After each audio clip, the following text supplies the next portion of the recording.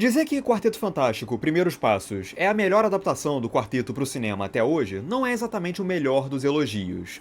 Afinal, nenhuma das tentativas que rolaram até hoje deu lá muito certo. A versão de 1994 foi um projeto feito praticamente para nunca ser lançado, e por mais interessante que seja a história dos bastidores do filme, o filme em si é bem podreira.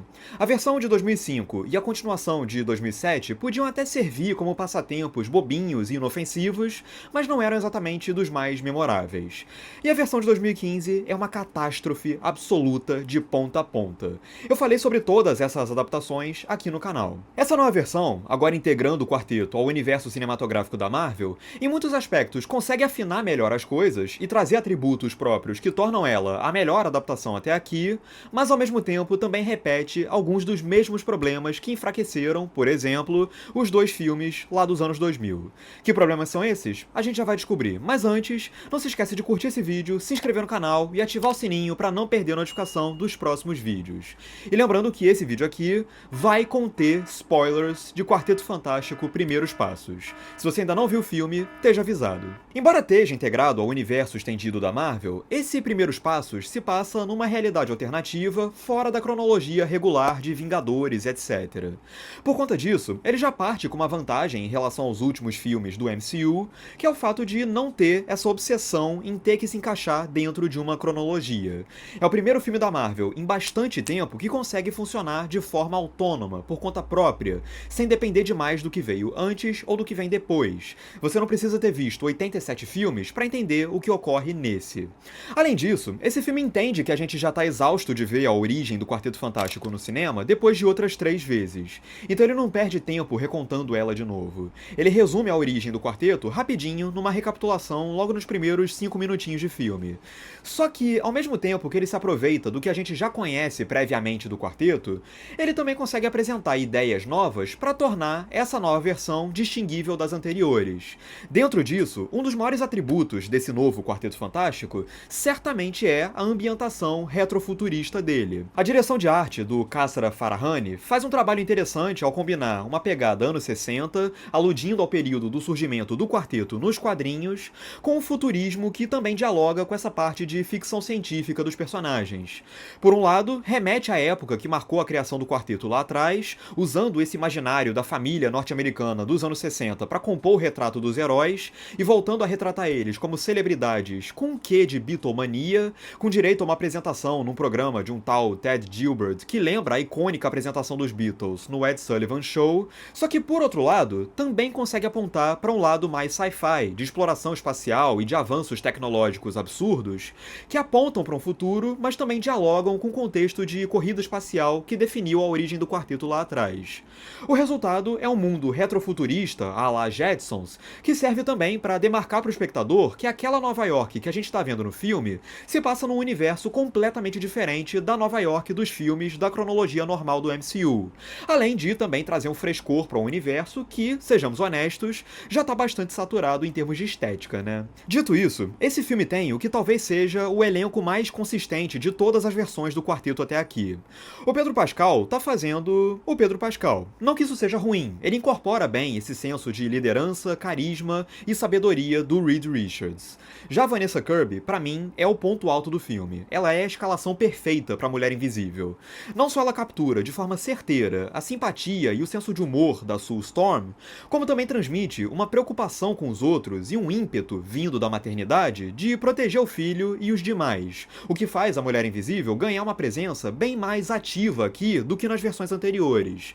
Não é à toa que a personagem, dessa vez, assume o papel de figura diplomática que liga o quarteto à política internacional. Enquanto isso, o Joseph Quinn, como Tocha Humana, consegue retratar bem esse espírito meio malandro, bem-humorado, jovial e mulherengo do Johnny Storm, sem virar uma caricatura irritante.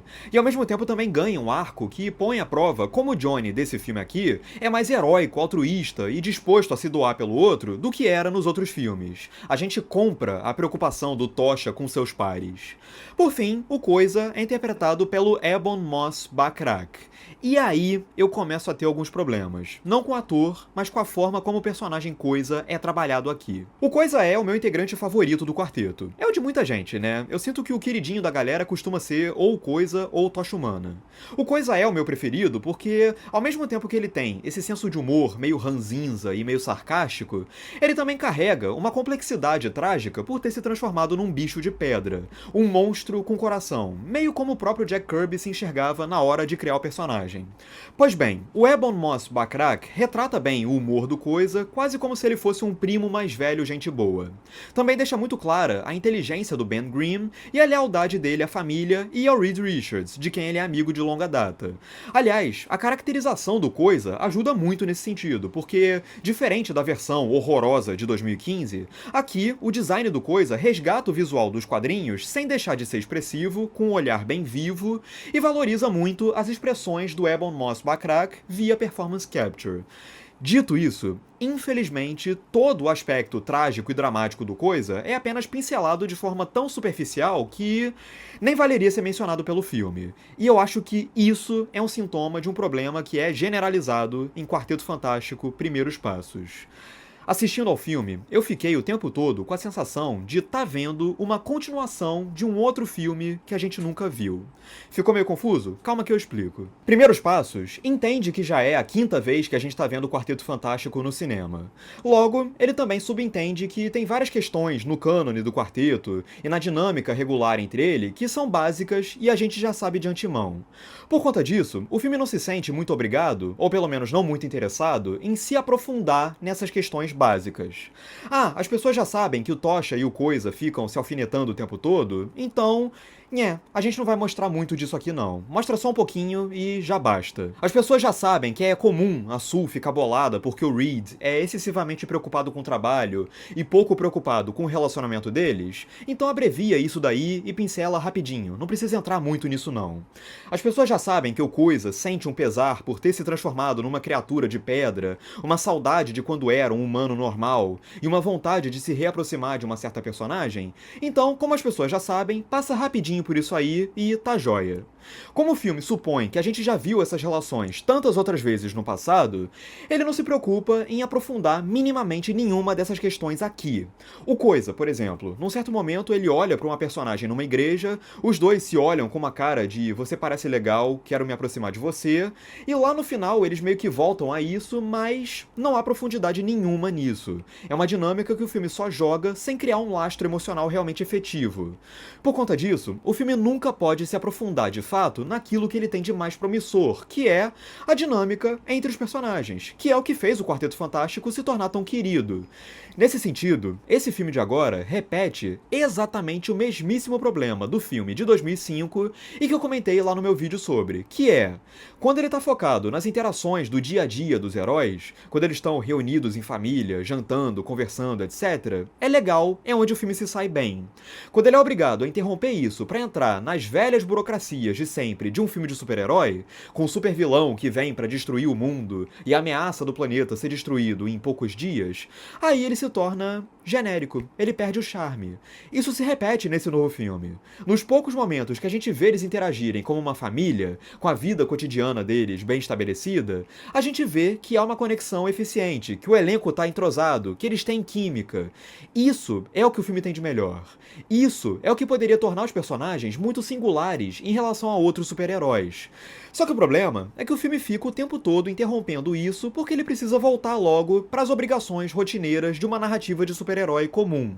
Assim, embora o filme comece promissor e diferente dos outros filmes de super-heróis, por conta dessa ambientação retrofuturista e dessas interações familiares do quarteto, aos poucos, à medida que ele vai deixando isso de lado para lidar com as burocracias obrigatórias do gênero, ele vai se tornando cada vez mais comum e genérico. Por sinal, me disseram que acontece exatamente a mesma coisa na série WandaVision. Ela começa com um estilo diferentão, mas vai se tornando só mais um produto da Marvel à medida que a trama avança. Se isso acontece mesmo, eu não sei porque eu não vi a série, mas me chamou a atenção perceber que quem dirigiu esse novo Quarteto Fantástico é o mesmíssimo Matt Shakman de WandaVision. Temos um padrão não muito feliz aí? Não sei, pelo jeito. Seja como for, fato é que eu cheguei ao fim de Quarteto Fantástico Primeiros Passos com uma sensação de insatisfação. Eu entendi o básico sobre esses personagens, mas eu não tive tempo suficiente para criar uma afeição muito forte por eles. Sim, eu gosto do Quarteto Fantástico num geral, mas isso não significa que eu vá gostar e me importar automaticamente com o Quarteto Fantástico que esse filme está me apresentando. Seria necessário criar um laço com essa versão desses personagens, mas eu não tive tempo nem aprofundamento necessários para isso.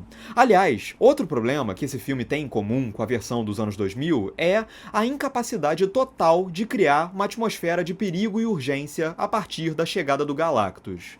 Se Quarteto Fantástico e o Surfista Prateado, de 2007, trazia os personagens dizendo o tempo todo que o mundo estava a poucos dias de acabar, mas ele nunca conseguia fazer a gente acreditar que a Terra estava realmente em jogo, aqui, no Primeiros Passos, acontece rigorosamente a mesma coisa. Em nenhum momento a gente compra que o planeta está em risco. E aí, para elaborar melhor esse ponto, eu vou ser obrigado a lançar uma dúvida que talvez acabe contradizendo algo que lá atrás eu apontei em tom de elogio. Até que ponto essa abordagem retrofuturista do filme funciona para além de uma mera distração? Eu faço essa pergunta porque, tá, maneiro, o mundo que eles criam é plasticamente legal, mas eu sinto que ele funciona de uma forma deslocada do todo, sem agregar ou se entrelaçar de fato à narrativa e ao desenvolvimento dos personagens. É uma obra geralmente ordinária e que traz essa roupagem retrofuturista como um atrativo à parte, mas que acaba se transformando num problema, uma vez que o Matt Shakman filma e retrata esse mundo retrofuturista como uma criação sem vida, sem alma, sem uma população que pareça de verdade, sem uma escala que pareça realmente grande. Na verdade, é um mundo que me parece pequeno, artificial, falso.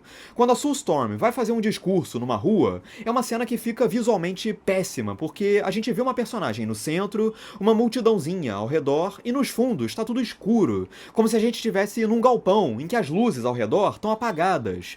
A impressão que eu tenho é que aquele mundo que o Galactus está vindo para destruir é tão palpável quanto uma casinha da Barbie. E por mais que o Galactus desse filme não ser uma nuvem, como era no filme de 2007, seja um avanço, porque faz ele parecer uma ameaça mais consolidada e menos abstrata, eu também não sinto muito risco ou peso nele, já que, como personagem, o Galactus desse filme não é um vilão dos mais interessantes. Na verdade, ele pouco mais é do que um kaiju sem personalidade. É uma pena, porque os momentos em que o filme mais brilha são aqueles que se afastam dessa megalomania e envolvem conflitos mais humanos.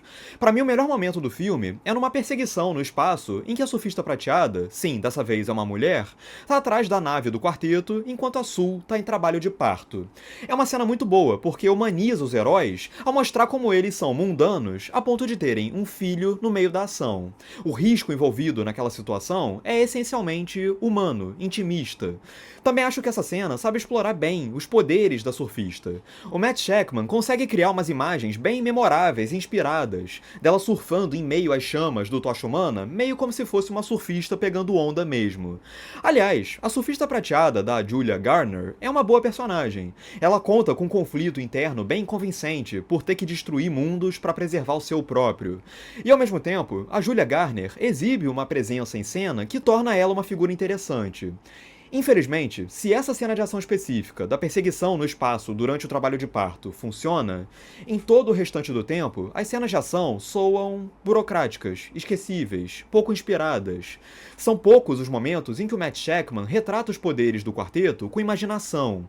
E se essa reclamação pode parecer boba, eu faço questão de lembrar que, ora, a gente está falando de personagens com capacidades físicas especiais e que vão ser jogados em sequências de ação numa obra de uma mídia que é, essencialmente, imagem em movimento. Então eu acho que retratar os poderes deles de maneira visualmente pouco inspirada é um problema sim. A elasticidade do Senhor Fantástico, por exemplo. Eu até poderia comparar com um show de criatividade que é a forma como o mesmo poder é retratado com a Mulher Elástica nos Incríveis. Mas A gente nem precisa ir muito longe não. Pega o filme de 2005, por mais meia boca que seja, ele sabia retratar os poderes do Reed Richards de uma forma mais dinâmica do que a gente vê aqui.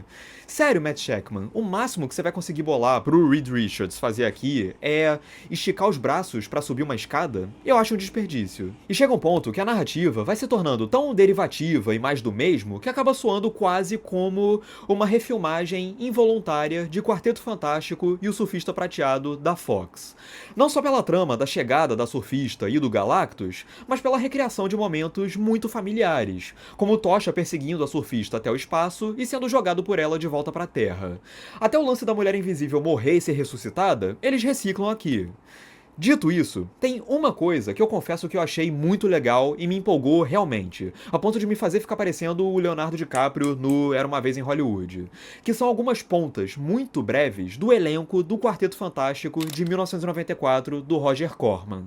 O Alex Hyde-White, a Rebecca Stabb, o Jay Underwood e o Michael Bailey Smith brotam numas aparições rapidinhas do tipo piscou, perdeu, mas que eu peguei e curti muito. Funcionam não só como easter eggs, mas também como forma de reparar, na medida do possível, o elenco daquele filme pela sacanagem que eles sofreram lá em 94, quando eles foram ludibriados achando que estavam fazendo um filme do quarteto na moral, quando na verdade estavam só sendo usados de manobra para um filme feito só pro estúdio assegurar os direitos sobre os personagens, sem qualquer pretensão de ser lançado de fato.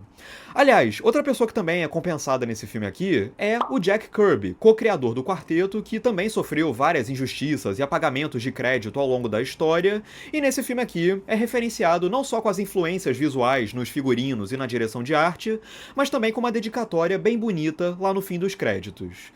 Dito isso, é revelador que o máximo de entusiasmo que esse filme tenha provocado em mim tenha sido através de uma dedicatória no final e de breves aparições de poucos segundos de atores de um filme que nunca foi sequer lançado. Quarteto Fantástico, Primeiros Passos, fica bem na meiuca do não fede nem cheira. Não ofende, mas também não encanta. Não é traumatizante como a versão de 2015, mas eu também duvido que vá continuar na minha memória logo depois de eu postar esse vídeo aqui. Sim, é a melhor adaptação do quarteto pro cinema até aqui, mas eu não acho que seja por muito não. Pra mim, ainda não foi dessa vez que a super família da Marvel ganhou um filme realmente à altura dela. De qualquer forma, pelo menos ele introduz as ferramentas certas para que um dia isso aconteça numa eventual continuação. Os ingredientes perfeitos estão lá, resta botar eles pra jogo com um pouco mais de energia e imaginação. É isso, agora eu quero saber de você, o que você achou de Quarteto Fantástico Primeiros Passos. Diz aqui embaixo nos comentários, curte esse vídeo se você gostou, compartilha para os seus amigos, se inscreve no canal, ativa o sininho para não perder a notificação dos próximos vídeos e é isso. Um grande abraço e até a próxima.